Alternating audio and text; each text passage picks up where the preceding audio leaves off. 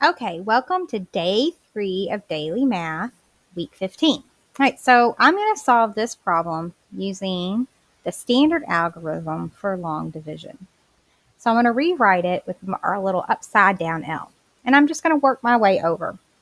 So I'm going to start with 4. Is there anything times 6 that gives me 4? Well, the answer is no, because 6 times 1 is already too big. So now I need to look at the two numbers.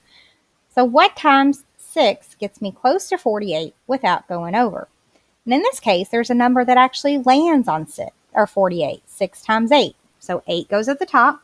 Make sure you put it in the tens place because that 8 is really worth 80. 8 times 6 is 48. Subtract, you get 0. Bring down your 6, and then you start all over. What times 6 gives you 6 without going over? 1. 1 times 6 is 6. Subtract, you get 0.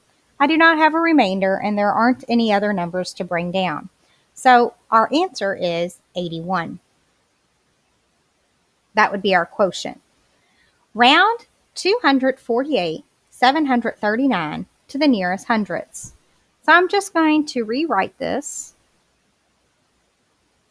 And then I need to find the hundredths place, which in this case is the 7. The numbers before it we're going to keep the same.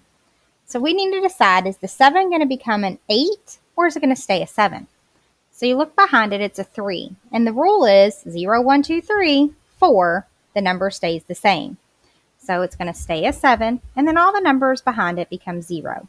So you should have gotten 248,700. All right, so start at 1,000. Create a pattern that subtracts from each number, that subtracts 8 from each number. Stop when you have 5 numbers. All right, so we're going to start at 1,000. So I'm going to go to my notebook for this. And I know I need 5 numbers. So I'm going to go ahead and put spaces. All right. And I know the rule is to subtract 8. So 1,000 minus 8 is 92. Now, if you can't do this in your head, you can come down below and subtract just like this. So this becomes an 8 and this becomes a 12. And then 12 minus 8 is 4. Bring down your 8, you get 84. So 84 goes here. Again, subtract 8. That's our rule. So you're going to start with the new number, 84, minus 8. 4 minus 8 you can't do, so this becomes a 7, and this becomes 14. 14 minus 8 is 6. Bring down your 7. So our new number is 76. Finally, one more time, 76 minus 8. 6 minus 8 you can't do. This becomes a 6. This becomes 16. 16 minus 8 is 8. Bring down your 6. So the 5 numbers in your pattern should have been 1,000, 92, 84, 76, 68. All right, let's look at the last problem. Lauren is moving on Saturday. She has packed 8 boxes in each room of her house. She has 5 rooms in her house. How many boxes has Lauren packed in all? All right, so I'm going to go to my notebook for this. And the number of groups equals the number of rooms. So the number of rooms in her house are 5. So 1, 2, 3, 4, 5.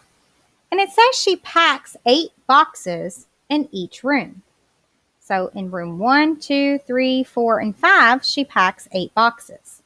I'm trying to figure out the total. Okay, so a good equation for this would be 8 times 5, or 5 times 8. And 5 times 8 equals 40. So she has packed 40 boxes.